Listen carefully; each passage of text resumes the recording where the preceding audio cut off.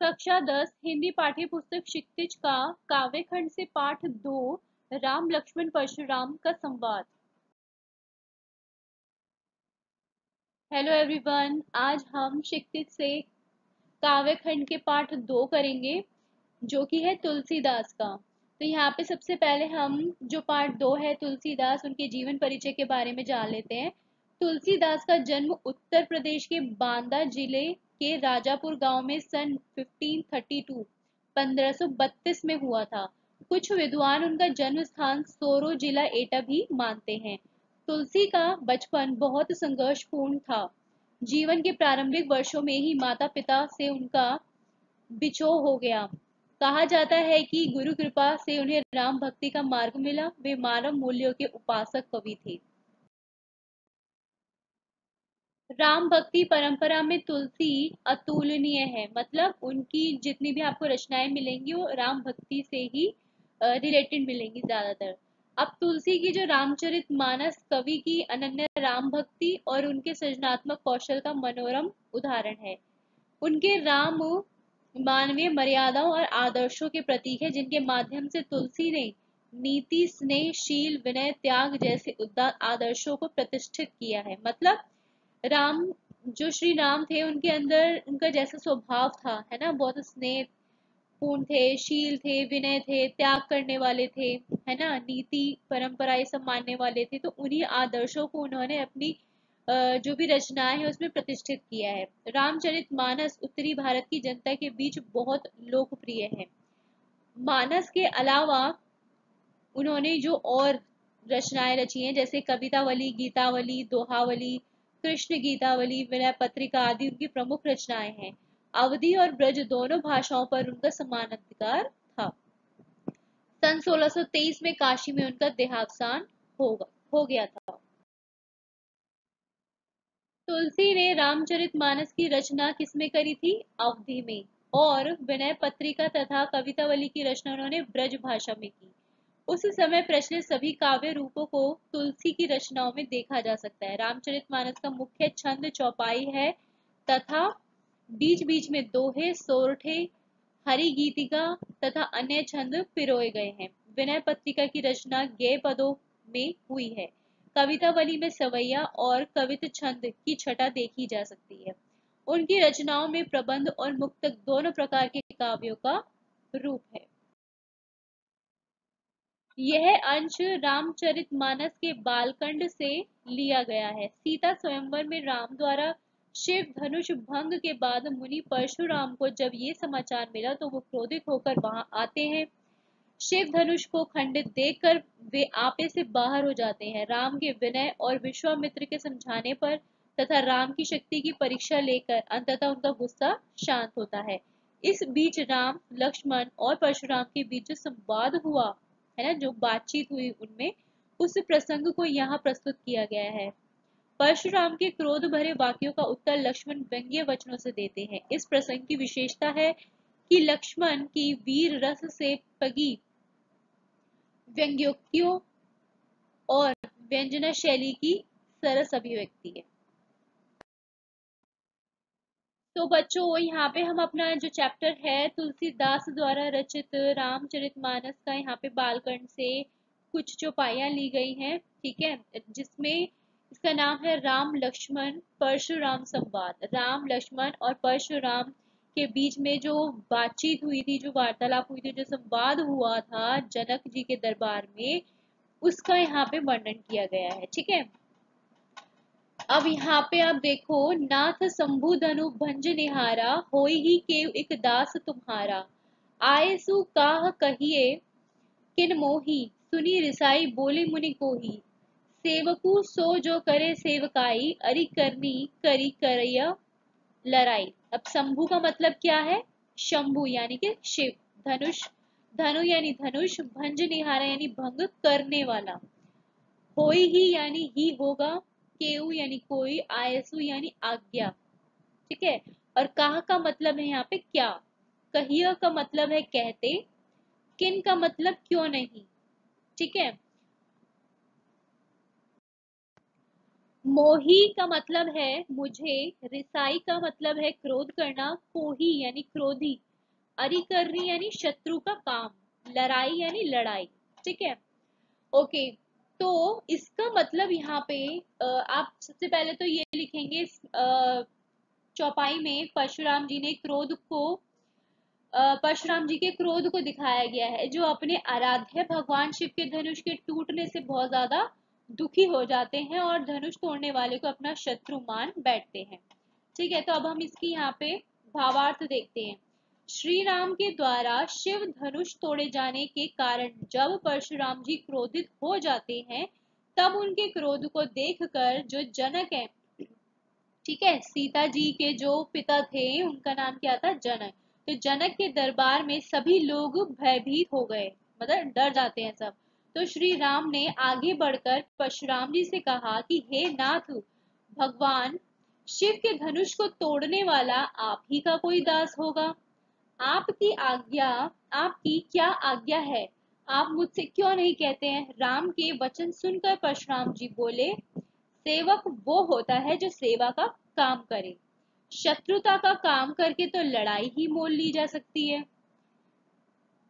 सुनो राम जेहि शिव धनु तोरा, सहस बाहु समसो रिपु मोरा। सो बिल गाँव बिहाई समाजा, न तमारे जय ही सब राजा। अब यहाँ पर जेही का मतलब क्या है, जिसने, तोरा यानी तोड़ा, सहस्बाहु हजार भुजाओं वाला, सम यानी समान, सो वह, रिपु यानी शत्रु, और बिलगाव का मतलब है अलग होना, बिहाई का मतलब है छोड़कर, जय ही का मतलब है जाएंगे। ठीक है, तो अब यहाँ पे इन दो पंक्तियों का अर्थ ये है कि हे राम, जो परशुराम है वो यहाँ पर कहते हैं कि हे राम मेरी बात सुनो, जिसने भगवान शिव के इस धनुष को तोड़ा है वह सहस्र बाहु के समान मेरा शत्रु है, अर्थात उसकी चाहे हजार भुजाएं ही क्यों ना हो, वो फिर भी मेरा शत्रु है। फिर वह राजसभा की ओर देखते हुए कहते हैं परशुराम जी की जिसने भी शिव धनुष को तोड़ा है वो व्यक्ति खुद समाज से अलग हो जाए, नहीं तो यहाँ पर जितने भी, इस सभा में जितने भी राजा है ना वो सब मारे जाएंगे। इसके बाद आगे है, सुनी मुनि वचन लखन मुस्काने, बोले परसु धरे अवमाने, बहु धनु ही तोरी लरिकाई, कभू न असी रिस किन्ही गोसाई। एही धनु पर ममता के ही हेतु, सुनी सुनी रिसाई कह भृगुकुल केतु। अब अवमाने का मतलब है अपमान करना, लरिकाई यानी बचपन में, कबहू माने कभी, असी माने ऐसा, रिस माने क्रोध, किन्हीं माने किया, गोसाई का मतलब है यहाँ पे स्वामी या फिर महाराज, ये ही का मतलब है इस भृगुकुल केतु यानी के परशुराम जी को यहाँ पे ये कहा गया है। अब आगे परशुराम जी के ये जो क्रोध भरे वचन थे ना, इनको सुनकर लक्ष्मण जी मुस्कुराने लगते हैं और परशुराम जी का अपमान करते हुए बोलते हैं कि हे गोसाई यानी कि हे संत, बचपन में हमने ऐसे छोटे छोटे न जाने कितने धनुष तोड़ डाले थे, किंतु ऐसा क्रोध तो कभी किसी ने नहीं किया जिस तरह आप कर रहे हैं। इसी धनुष पर आपकी इतनी ममता क्यों है, मतलब वो परशुराम जी से प्रश्न करते हैं कि भाई इसी पर आप अपने इतना लाड़, इतना प्यार, इतनी ममता क्यों दिखा रहे हो। तो आगे कहते हैं, परशुराम जी जवाब देते हुए कहते हैं कि रे नृप बालक काल बस बोलत तो ही न संभार, धनु ही सम त्रिपुरारी धनु विदित सकल संसार। विदित माने जानता है, सकल माने सारा। ओके, तो यहाँ पे लक्ष्मण की व्यंग्य भरी बातें सुनकर ना परशुराम जी को और भी ज्यादा क्रोध आ जाता है और वो क्रोधित होकर बोलते हैं कि अरे राजा के पुत्र, मृत्यु के वश में होने से तुझे ये भी होश नहीं है कि तू क्या बोल रहा है। पूरे विश्व में विख्यात भगवान शिव का ये जो धनुष है, क्या तुझे बचपन में तोड़े हुए धनुषों के बराबर लग रहा है। अब आगे इसकी दूसरी चौपाई है, लखन कहा हंसी हमरे जाना, सुनहु देव सब धनुष समाना। का छति लाभू जून धनु तोरे, देखा राम नयन के भोरे। छुअत टूट रघुपति न दोसु, मुनि बिनु काज करिए कत रोसु। हंसी का मतलब है हंसकर, हमरे मेरे, सुनहु सुनो, क्षति का मतलब है क्षति होना या नुकसान होना। जून का मतलब है पुराना, तोरे तोड़ने में, भोरे धोखे में।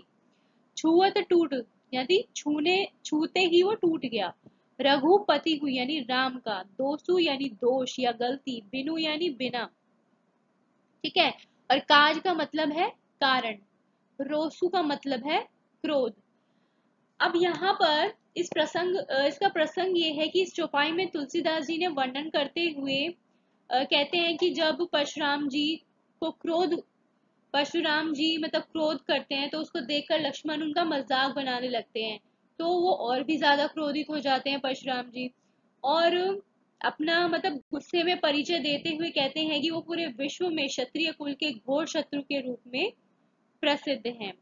तो अब हम इसकी व्याख्या देखते हैं कि लखन कहाँ हंसी हमरे जाना।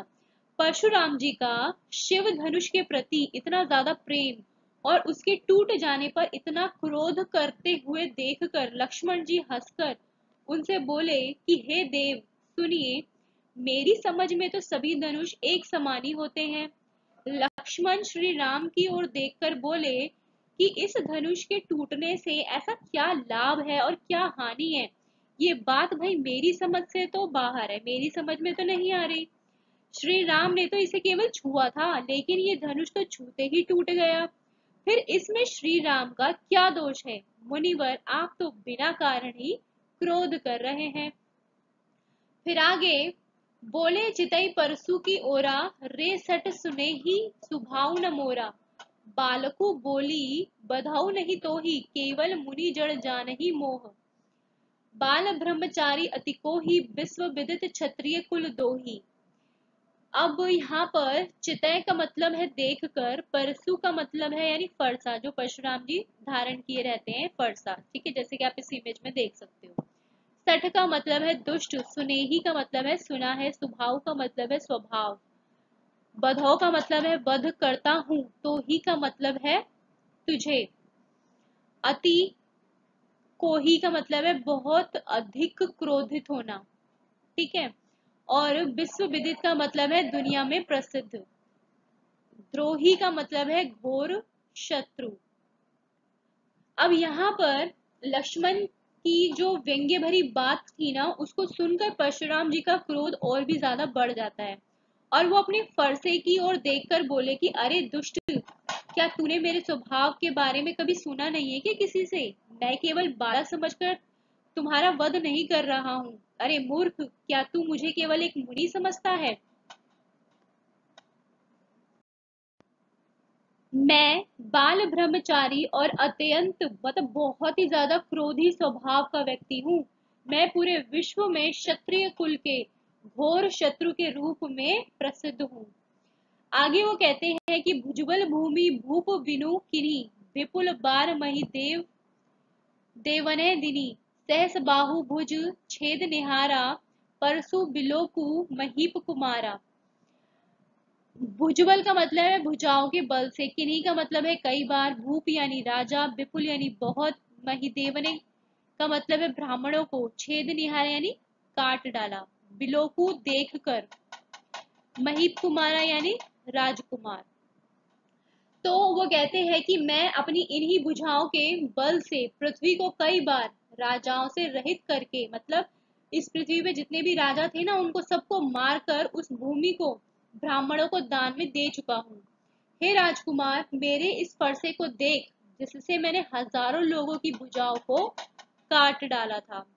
आगे वो कहते हैं परशुराम जी कि मातु पितहि जनी सोच बस करसी महिष किशोर, गर्भनय के अर्भक दलन परसु मोर अति घोर।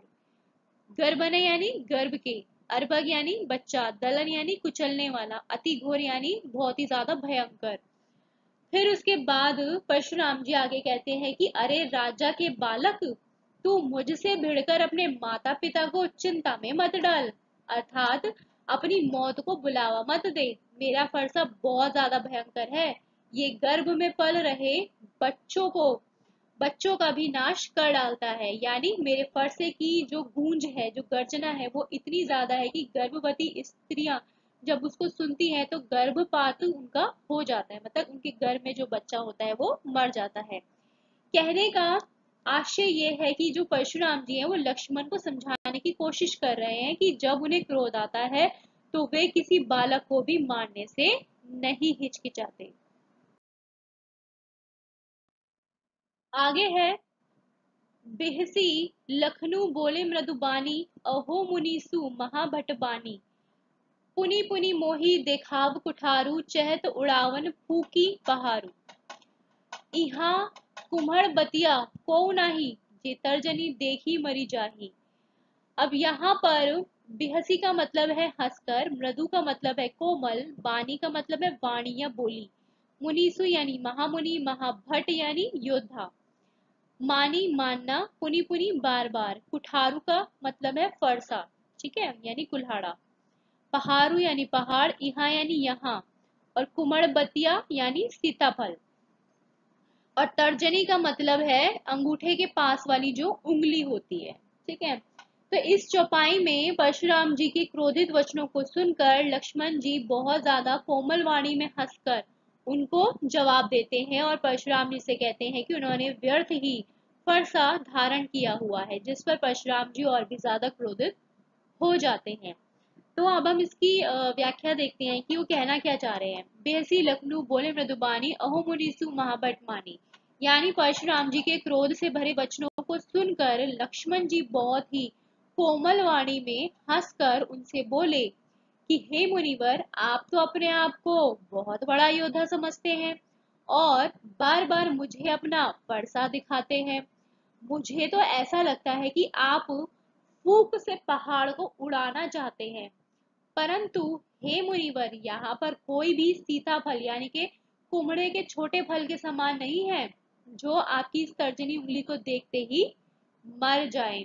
अब यहाँ पर तर्जनी उंगली लक्ष्मण जी ने कहा है। अब क्यों कहा है? क्योंकि यहाँ लक्ष्मण जी ने तर्जनी उंगली इसलिए कहा है क्योंकि परशुराम जी ने क्रोध में अपनी तर्जनी उंगली को दिखाकर कहा था कि अगर वो व्यक्ति सभा से अलग नहीं हो जाता, है ना, उन्होंने शुरुआत में कहा था ना कि अर्थात उनके सामने नहीं आ जाता जिसने उनके आराध्य शिव का धनुष तोड़ा है, तो वो वहां सभा में मौजूद सभी राजाओं का वध कर देंगे। इसीलिए लक्ष्मण जी ने तर्जनी उंगली का यहाँ पे प्रयोग किया है, तर्जनी उंगली के बारे में बोला है। फिर आगे क्या कहते हैं कि देखी कुठारू सरासन बाना, मैं कछु कहा सहित अभिमाना, भृगुसुत समुझी जनेऊ बिलो की, जो कछु केहू सहेऊ रिस रोकी, सुर महिसुर हरिजन अरऊ गाई, हमरे कुल इन्हें परना सुराई। सरासन का मतलब है धनुष, बाना यानी बाण, भृगुसुत यानी भृगुवंशी, सहो यानी सहन करना, सुर यानी देवता, महिसुर यानी ब्राह्मण, हरिजन यानी ईश्वर भक्त, गाय का मतलब है गाय, और सुराई का मतलब है वीरता दिखाना। ठीक है। अब आगे लक्ष्मण जी कहते हैं कि मुनि जी, मैंने आपके हाथ में फरसा और धनुष बाण देखकर ही अभिमान पूर्वक आपसे कुछ कहा था। मतलब वो ये कह रहे हैं कि एक क्षत्रिय ही दूसरे क्षत्रिय से अभिमान पूर्वक कुछ कह सकता है। जनेऊ से तो आप एक वंशी ब्राह्मण जान पड़ते हैं। अब जो परशुराम जी थे उन्होंने जनेऊ पहन रखा था, है ना, तो जो भी मुनि होते हैं, संत महात्मा होते हैं, वो जनेऊ पहन के रखते हैं। तो उसी को देखकर लक्ष्मण जी कह रहे हैं कि जनेऊ से तो आप मुझे भृगुवंशी ब्राह्मण लगे। इन्हें देखकर ही जो कुछ भी आपने कहा है ना अभी तक, उसे सहन कर अपने क्रोध को मैंने रोक रखा है। फिर उसके बाद लक्ष्मण जी बताते हैं कि हमारे कुल की ये परंपरा है कि हम देवता, ब्राह्मण, भगवान के भक्त और गाय, इन सभी पर वीरता नहीं दिखाते, क्योंकि इन्हें मारने से पाप लगता है और इनसे हार जाने पर बदनामी होती है, अपयश होता है। आगे वो कहते हैं कि बंधे पापू अपकीर्ति हारे, मारता हूँ पा परिये तुम्हारे, कोटि कुलिस सम बचन तुम्हारा, व्यर्थ दरु धनु बाण कुठारा। यानी अब बंधे यानी कि वध करने से, मारने से, अब कीर्ति अपयश, मारता हूं मार दो, पा यानी पैर, परिय यानी पढ़ना, कोटि यानी करोड़, ठीक है, और कुलिस यानी वज्र या कठोर। और उसके बाद है आगे वो कहते हैं, जैसे कि उन्होंने बताया कि जो लक्ष्मण जी हैं वो कहते हैं कि हम देवता ब्राह्मण भगवान के भक्त इन सभी को नहीं मार सकते, है ना, क्योंकि हमारे कुल की परंपरा नहीं है और इनसे हार जाने पर बदनामी होती है। इसीलिए आप मारें तो भी हमें आपके पैर पकड़ने चाहिए, मतलब अगर आप हमें मारे। हे मामुनि, आपका तो एक एक वचन ही करोड़ों वज्रों के समान कठोर है।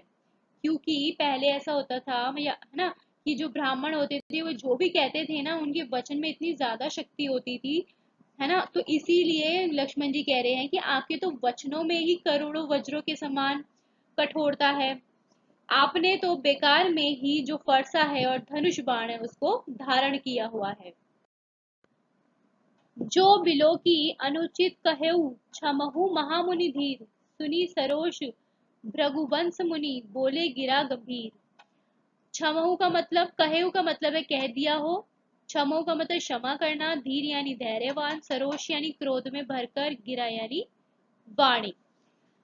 आगे जो लक्ष्मण जी हैं वो कहते हैं कि आपके धनुष बाण और कुठार यानी कि जो आपका फरसा है उसको देखकर अगर मैंने कुछ अनुचित कह दिया हो या कुछ गलत कह दिया हो तो हे मुनिवर आप मुझे क्षमा कर दीजिए।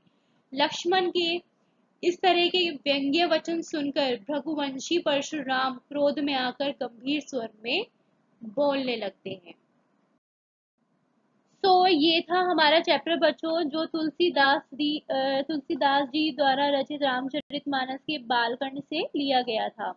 ये जो प्रसंग था ना पूरा, ये सीता स्वयंवर के दौरान का था। सीता स्वयंवर में राम जी ने क्या किया था, शिव जी के धनुष को तोड़ दिया था। अब तोड़ा भी उन्होंने क्या था, वो इतना मतलब पहले का इतना पुराना हो गया था, उन्होंने जस्ट वो उठाया और उसके तो वो जस्ट हाथ लगाने से ही वो टूट गया था।